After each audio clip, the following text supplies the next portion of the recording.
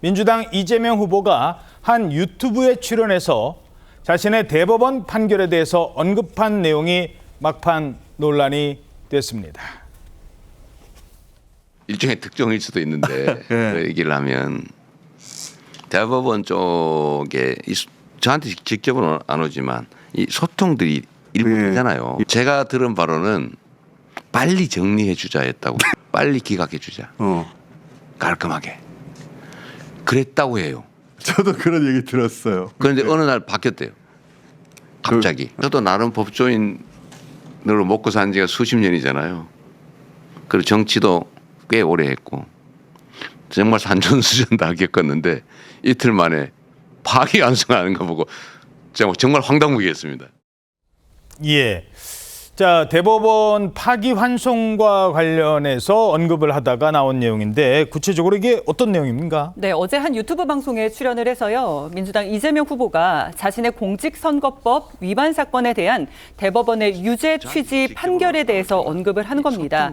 이 후보는 일종의 특종일 수 있다라고 운을 띄우면서 대법원 쪽에서 직접은 아니지만 소통이 있지 않느냐. 사람 사는 세상이기에 어쩔 수 없다라고 말을 하면서요.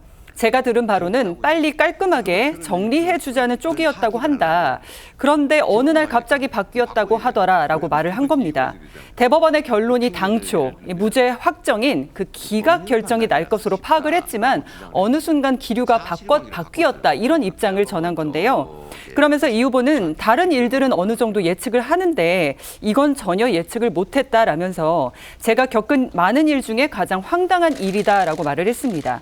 그러면서 사법부를 여전히 신뢰하지만 신뢰도가 조금 떨어지긴 했다라고 덧붙였습니다. 예. 자, 그러니까 깔끔하게 정리해 주자고 했는데 갑자기 바뀐 거다. 그래서 유죄 취지로 파기환송이 됐다라는 주장을 하는 겁니다.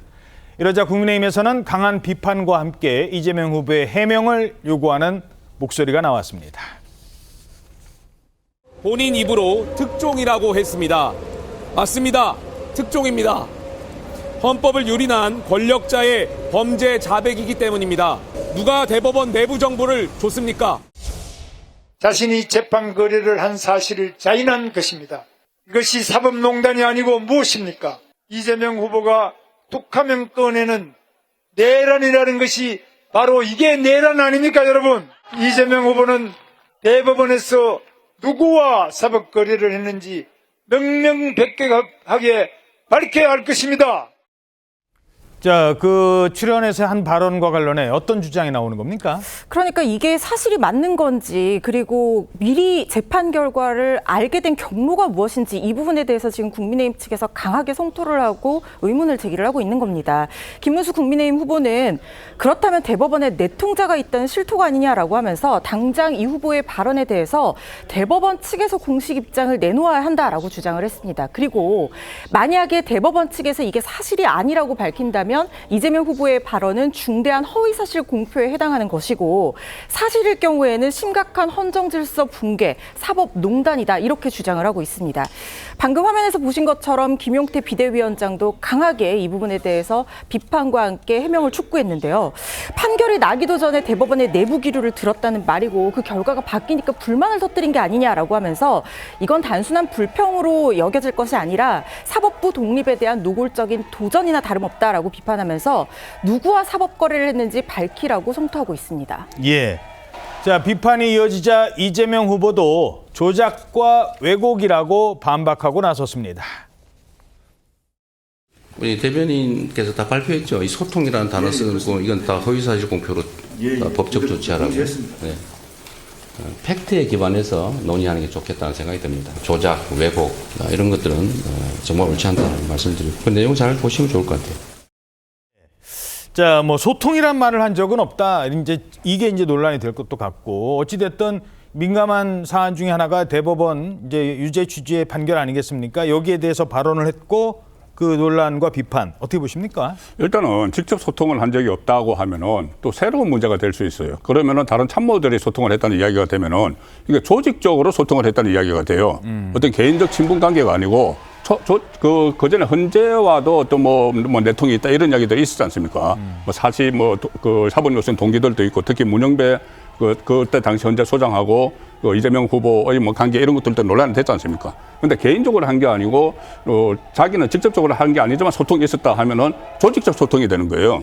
그럼 그 새로운 논란이 될 수가 있는 것이고 그때 판결이 유죄 취지 파기환송이 10대 1로 나왔는데 그러면 그 전에 누가 그 10대 2라는 그것이 아니고 정반대의 결과가 나올 거라고 알려줬는지 그 부분도 지금 짚어봐야 되고 무엇보다도 이렇게 그 문제가 되는 것은 특히 이재명 후보의 발언이기 때문에 문제가 되는 것은 권순일 전 대법관 트라우마가 있기 때문입니다.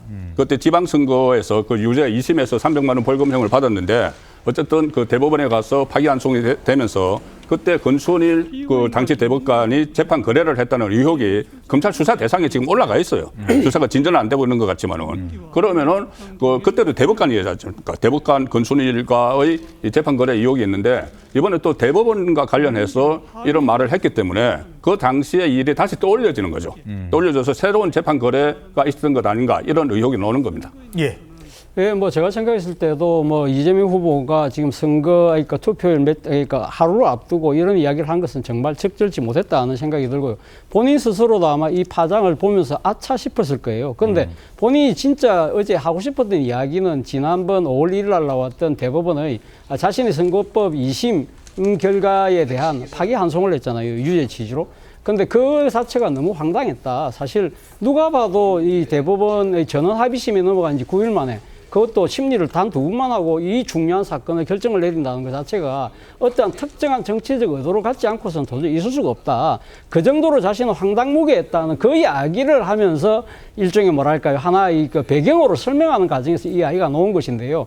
본인도 뭐 직접 들은 건 아니라고 이야기를 했잖아요. 사실 모든 사람들이 자기 사건이 어떤 식으로 법원에 이렇게 계류가 되는 상황이라고 하면 여러 가지 지인들을 통해서 소위 말해 안테나를 세워서 동향을 파악하지 않겠습니까? 그렇다고 한다면 이재명 후보처럼 상당히 당내의 유력 주자인 그러니까 이 사람의 아주 중요한 재판이 걸려 있을 경우에는 뭐 이 과거 법조에 계셨던 분들 입장에서는 여러모로 뭐 알아보는 소위 뭐 그런 탐문 정도는 하겠죠. 그러니까 뭐 대충 기류가 이번 같은 경우는 빨리 2심에서도 무죄가 나왔기 때문에 빨리 우리가 처리하는 것이 대체적인 기류인 것 같아. 이 정도의 소위 말하는 인상비평을 전해들었는데 그것을 듣고 자기는 나름대로 안심을 했는데 그것이 뒤집어질 정도로 정말 황당했다. 그 이야기를 한 것이긴 합니다만 제가 앞서도 말씀드린 대로 사실은 이 지금 다른 분도 아니고 지금 대통령이 되겠다는 대통령 후보가 이 법원과의 이런 부적절한 이런 관계를 유추할 수 있는 이런 상황을 만든 것 자체는 본인의 저는 정말 잘못이고 이런 부분들에 대해서는 앞으로 파장이 커질 경우에는 뭐 좋다. 내 진상조사로 하겠다. 이렇게 당당하게 대처하는 것이 맞지 않을까 하는 생각도 듭니다.